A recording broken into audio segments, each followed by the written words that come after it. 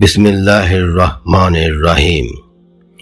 সমস্ত প্রশংসা আল্লাহ তাআলার জন্য, যিনি আমাদের সৃষ্টি করেছেন, রিজিক দান করেছেন এবং তওবার দরজা সবসময় খোলা রেখেছেন।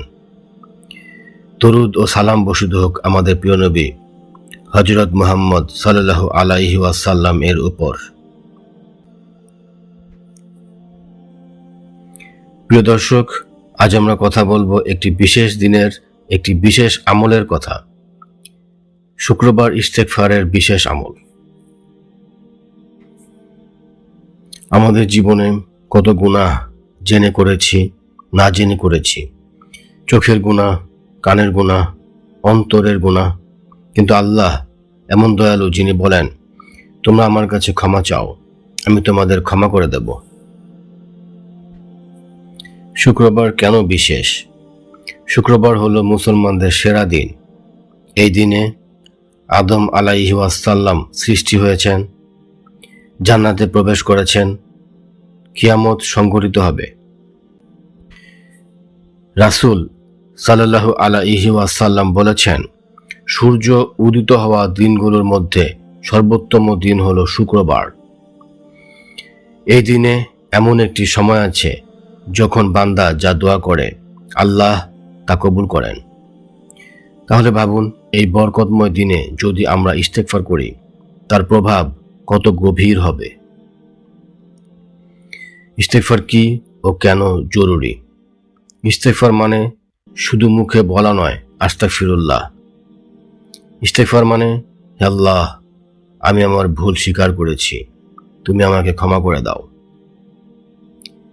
ইস্তেগফার গুনাহ ধুয়ে দেয়, অন্তর পরিষ্কার করে, দোয়া কবুলের পথ তৈরি করে, বিপদ দূর করে।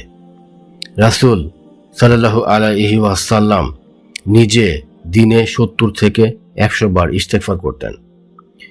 তিনি তো নিষ্পাপ, তাহলে আমরা কত বেশি ইস্তেগফারের মুখাপেক্ষী। শুক্রবারে ইস্তেগফারের বিশেষ ফজিলত।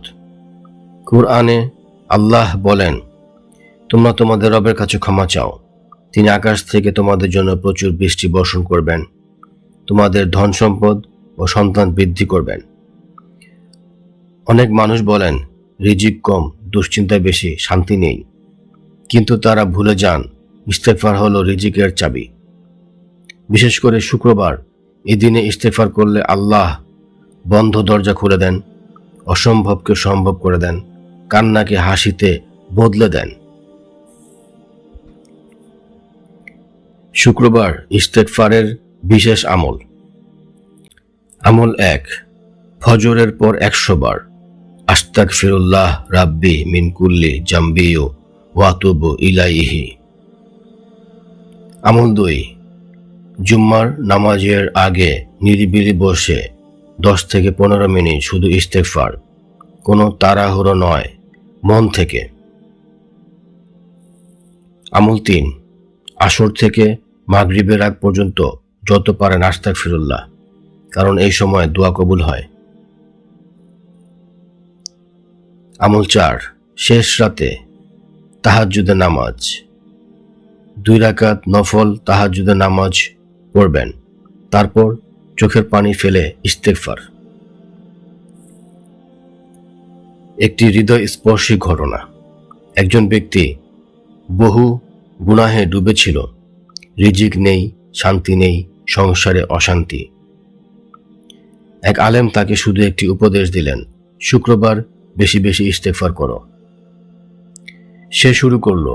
প্রথম সপ্তাহ কিছু না, দ্বিতীয় সপ্তাহ মন হালকা, তৃতীয় সপ্তাহ রিজিকের রাস্তা খুলে গেল।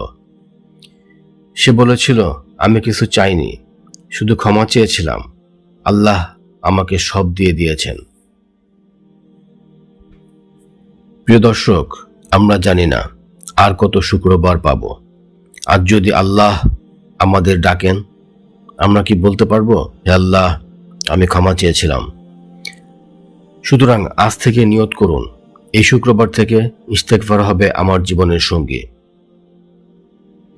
ভিডিওটি ভালো লাগলে লাইক দিন, প্রিয়জনদের সাথে শেয়ার করুন, চ্যানেলটি সাবস্ক্রাইব করে পাশে থাকুন। আল্লাহ আমাদের সবাইকে বেশি বেশি ইস্তেগফার করার তৌফিক দিন। আমিন।